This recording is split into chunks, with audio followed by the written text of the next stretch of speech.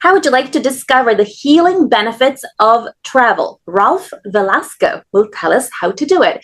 And what's so special about Ralph is that after 40 years zigzagging through careers from restaurateur to real estate broker to marketing director of a Fortune 500 company, he finally leaned into what he was meant to do, which is to help people experience the world more mindfully and intentionally. Now, I'm a big traveler myself, and I'm abroad right now having a blast. So I can't wait to hear about the benefits, the healing benefits of travel. And what's amazing as well about Ralph is that he left his role as a financial advisor to become a full-time travel photographer and international tour organizer.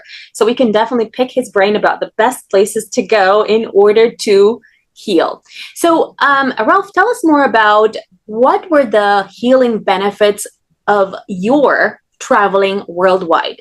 Heal Podcast with Lily Patrascu shares longevity and anti-aging techniques to stay young forever, increase energy, overcome addiction, and live your longest, best life ever. Shared by world's most innovative, alternative, and traditional health, thought leaders, healers, and doctors.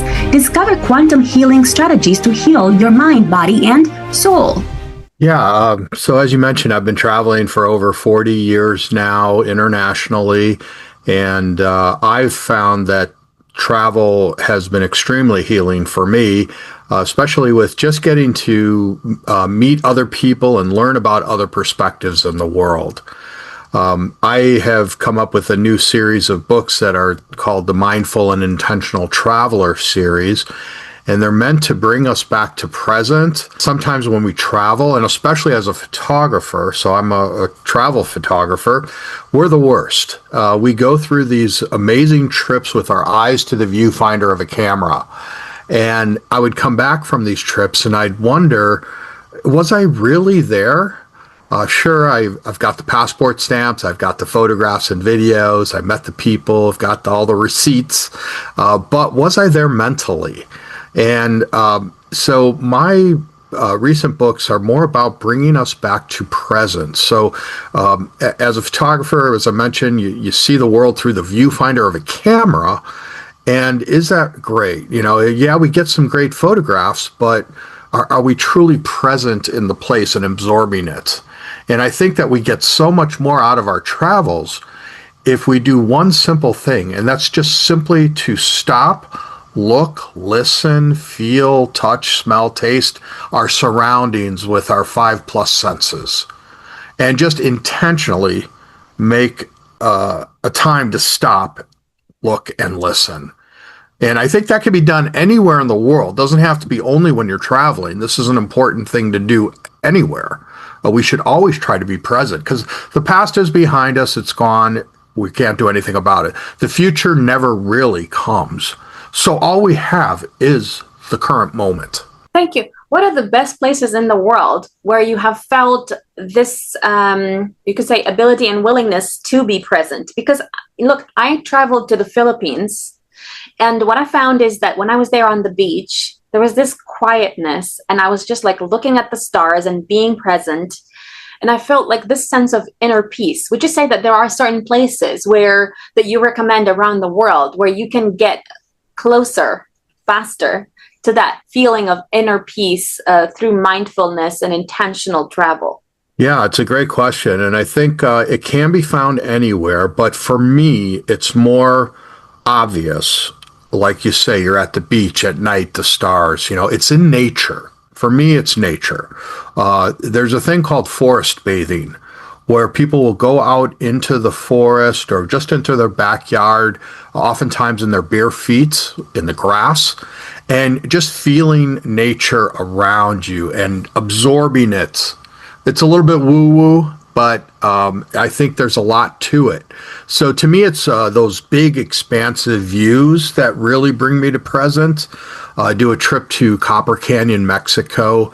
Not many people have heard of it, but it's bigger and deeper than the Grand Canyon and has one of the great train rides of the world right through it, but hardly anyone's ever heard of it.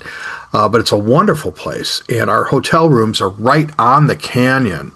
So you wake up in the morning, you open your doors, and you're looking at essentially the Grand Canyon right out your window. So that just amazes me and brings me back to that, brings me to that place. And just, I feel the world just kind of suck into my head. And now I'm here. I'm really appreciating it and being intentional. Thank you. And what are the worldwide most exciting places where you have felt connected with nature? I'll tell you, the most obvious one would be Antarctica. I had a chance to go to the seventh continent last year, and that was one of the great experiences of my life.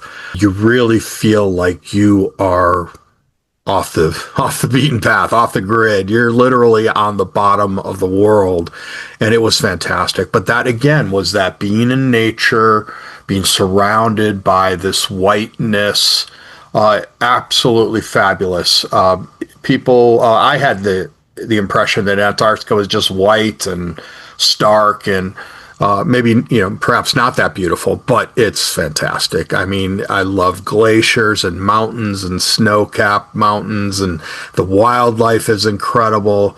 So Antarctica was absolutely fabulous. Thank you. Tell us more about the healing benefits of travel. What would you say was healing about travel?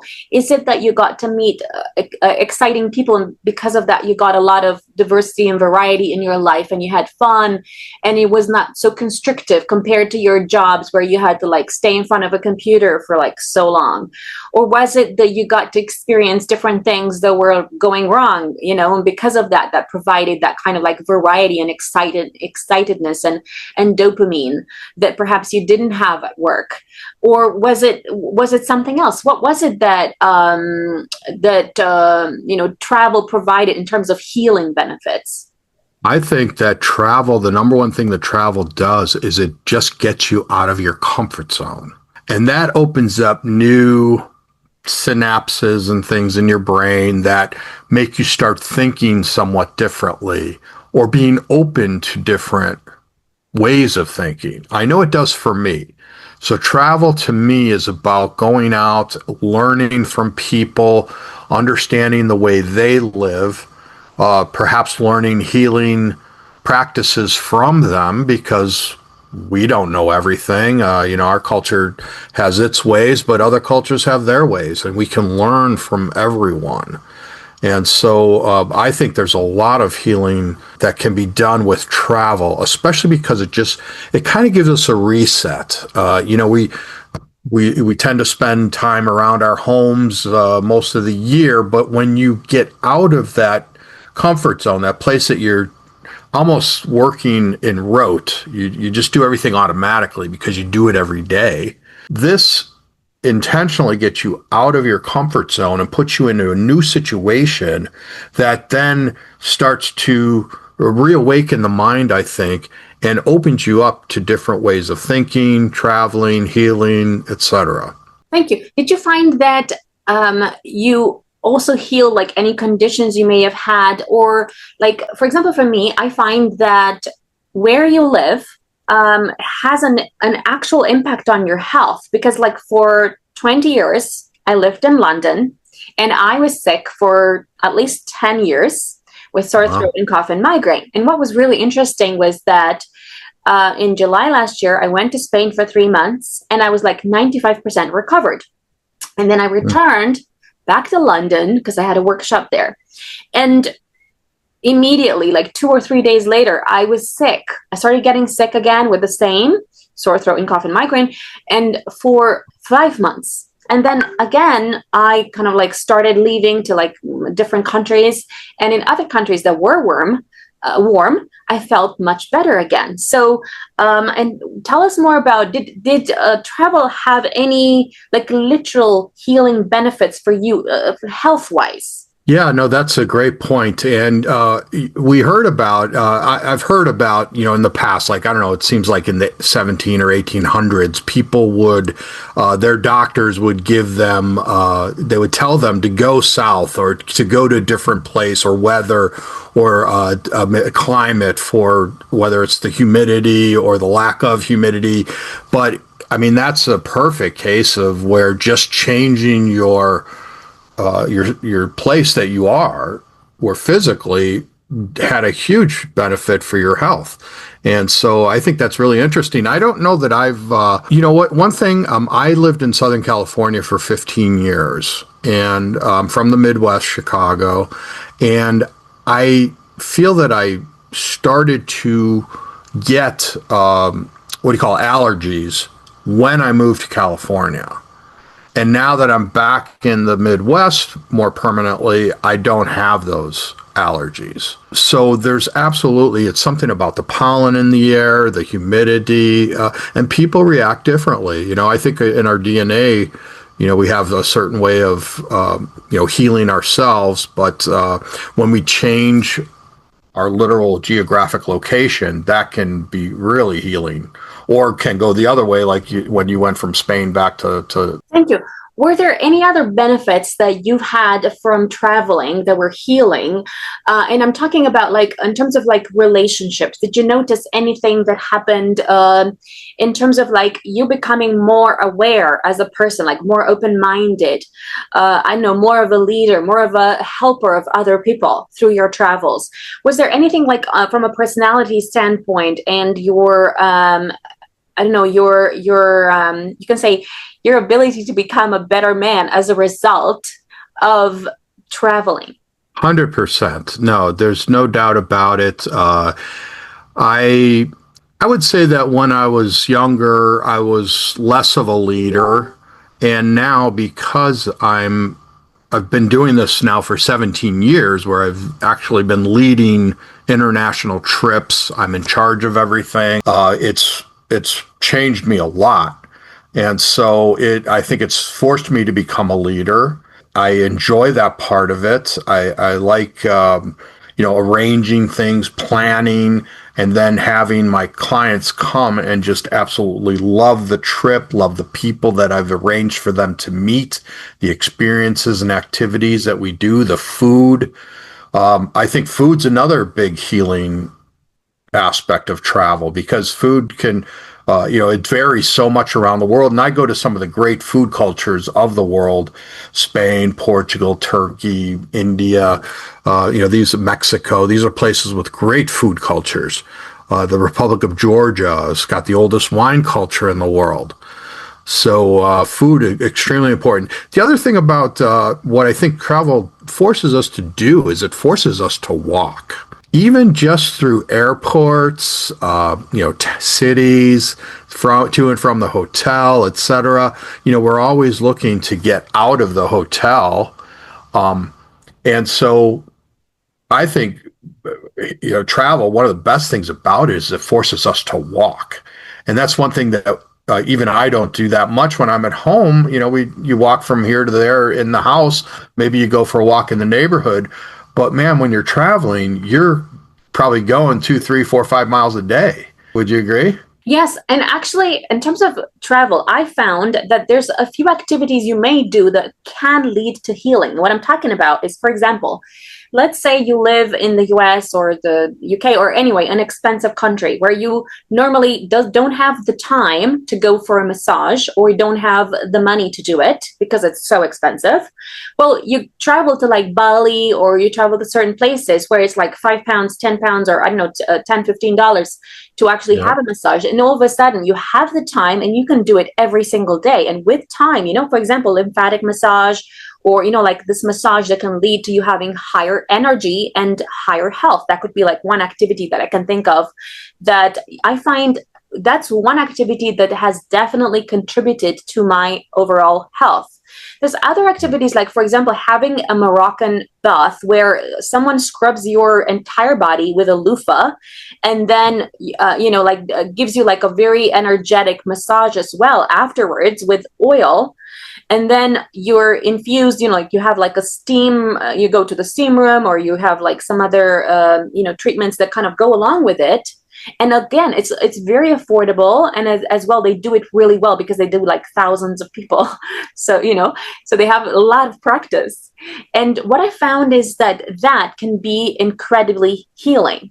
The other thing, I'm not sure if you've ever done like, for example, like horse riding, or when I was in in South Africa, I did like a hot air balloon and also like this micro flight, which was almost like a bike that is flying. It's very weird, but and I find that, and I also did like not parachuting, paragliding, and I forgot what's that Bungee activity where jumping, you fall off a plane.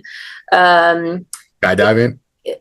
Skydiving, yes, that as well. And I find that you become a better person and you heal your fear, because when you do these kind of like activities that are like you said, out of your comfort zone, you heal, because you heal your fear, and the fear that you have in a certain area of your life could extend to a lot of areas of your life. And because you healed that fear in a certain area of your life by just doing something that normally scares you, you become a tiny bit more courageous in business, and in other areas of your life. Would you agree? And were there any other activities that you did that led to you healing or just becoming a better, fearless person?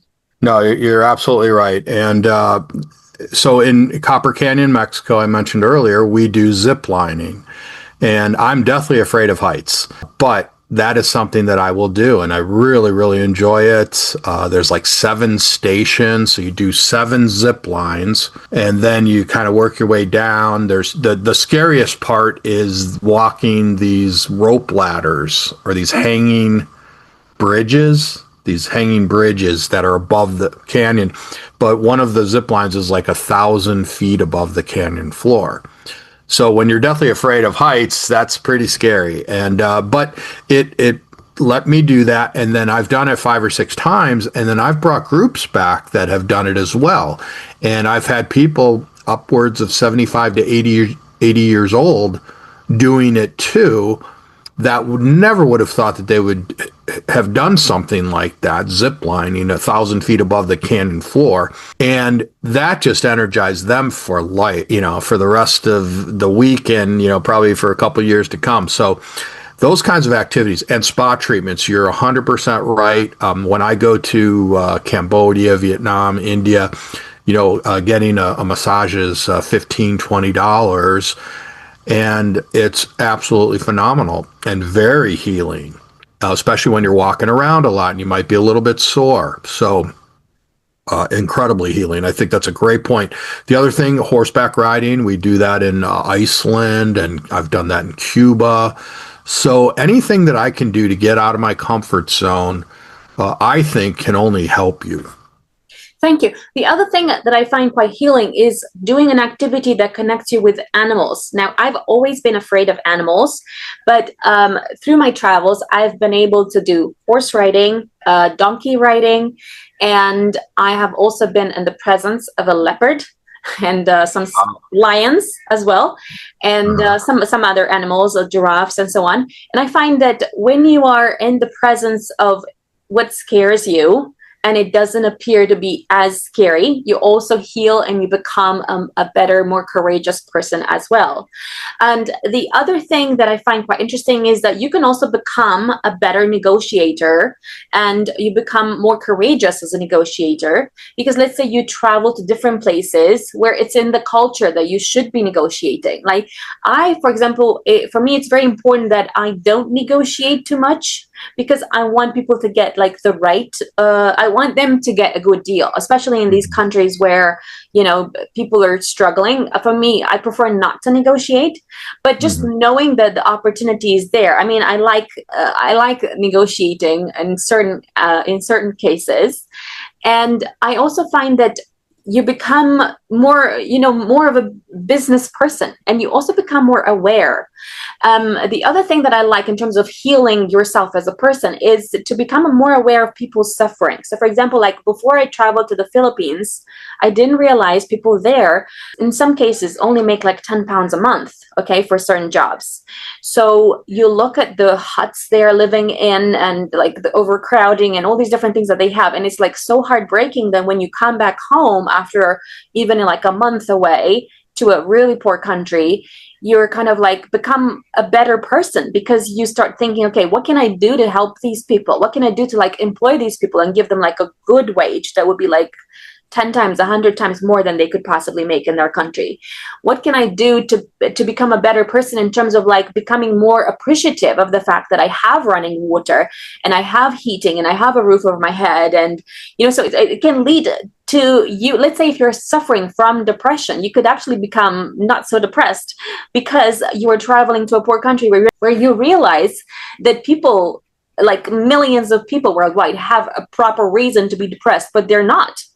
So you that awareness. Did you find as well that there were any other activities that have led to your awareness of certain situations that have led to you becoming a better person? Definitely. When I was 16, I did a trip to Peru with my high school, and it was a social justice trip. It was meant to take these young kids from Chicago and show them, the real world. And we went down to Peru, and it was really tough down there.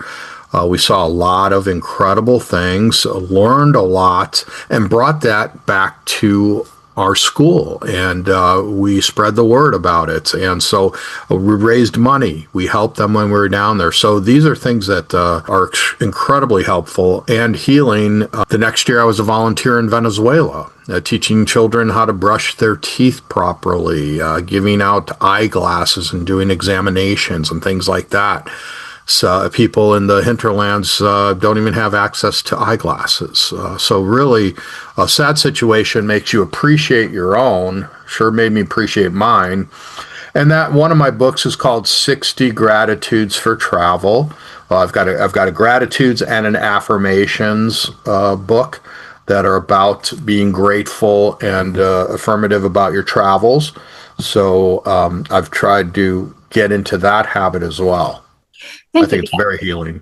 Thank you. The other thing that I find quite interesting is that because traveling to certain countries can be actually so cost effective, you can heal your perception, which is that, I can't afford to have a luxury lifestyle because maybe I'm not earning enough. But by traveling to a country where it is possible for you to have like a luxury lifestyle, all of a sudden you change your perspective about yourself, about what you can do, about what's available and possible for you. The other thing in terms of changing your perspective, I find that travel can give you the opportunity to change your perspective about your entire situation. Because, for example, I've heard that in Japan, a lot of people are very depressed because they work so hard, but they go on expeditions to Peru and they live with a family, okay? And in Peru, having a watermelon is like so commonplace, but in Japan, it's like so expensive. And it feels like a treat, like it's like a royal treat to have access to watermelon because it's so expensive in Japan and so cheap, and you can find it like everywhere in Peru. So yeah. You feel like, like so privileged to just be able to like eat so much watermelon for next to nothing. So I find that travel, like you said, it can offer so many benefits. And that's why I'm so excited for people to follow you on your YouTube channel and tell us how people can connect with you and find out more about the best places they can visit so they can heal, so they can be present, so they can be mindful, and so they can have the time of their lives and live a luxury lifestyle on a budget. Definitely. So the hub of everything that I do is at continentaldrifter.co. And there I've got a blog with a lot of different blog posts about healing and affirmations and mindfulness. Also destination information too. But I organize and I only lead 2 or 3 trips a year anymore, but I also do some private planning for people that are looking to travel to some of the places that I've been to, especially Antarctica, Patagonia. So I'm heading to Patagonia in a couple weeks to do a cruise through the fjords of southern Chile and southern Argentina. But everything can be found there. My YouTube channel is youtube.com/continentaldrifter. And you can find me on all the social media outlets too. And please have a look for my books. So you could scan the QR code right here. Perhaps you'll have some links in the show notes, but you can always look for my books. Thank you. Follow me for more interviews with world's most innovative health changemakers to live your healthiest life ever.